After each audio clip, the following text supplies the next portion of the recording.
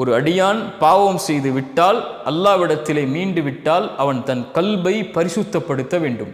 அந்த கல்பு அல்லாஹ்வை அஞ்சி விட வேண்டும், பாவத்திலிருந்து தூய்மையாகிவிட வேண்டும்.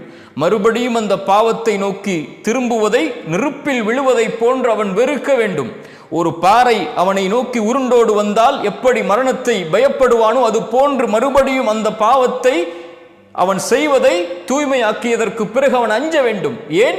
அவன் மகத்துவமிக்கவனுக்கு முன்னால் நின்று தௌபா செய்திருக்கிறான்.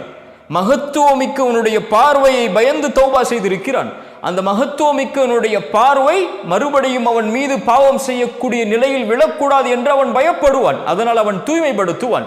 அந்த மகத்துவத்தை ஒருபோதும் அவன் சாதாரணமாக நினைத்து விட மாட்டான். நம்மில் பலர் நினைப்பதைப் போல அல்லாஹ் பாவங்களை மன்னிப்பான், பாவம் செய்து கொண்டே இருக்கலாம். யாஹி யா உக்தி, அல்லாஹ்வுடைய மகத்துவத்தை தரக்குறைவாக பார்க்காதே. அல்லாஹ் உன் பாவத்தை மன்னிப்பான். எந்த பாவம் செய்தாலும் அல்லாஹ் மன்னிப்பான். ஷிர்க்கை கூட மரணத்திற்கு முன்னால் தௌபா செய்தால் அல்லாஹ் மன்னிப்பான். ஆனால் அல்லாஹ்வை கேலியாக்குவதா? என்ன வேண்டுமானாலும் செய்து கொள்ளலாம், மன்னிப்பு கேட்கலாம், செய்வோம் மன்னிப்பு கேட்போம், செய்வோம் மன்னிப்பு கேட்போம். இது அல்ல தௌபா.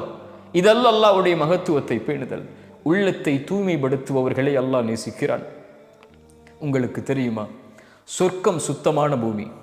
அந்த சுத்தமான பூமியில் சுத்தமான உள்ளத்தை உடையவர்கள் மட்டும்தான் நுழைய முடியும். இந்த கூட்டத்தை உடையவர்கள் மட்டும்தான் நுழைய முடியும்.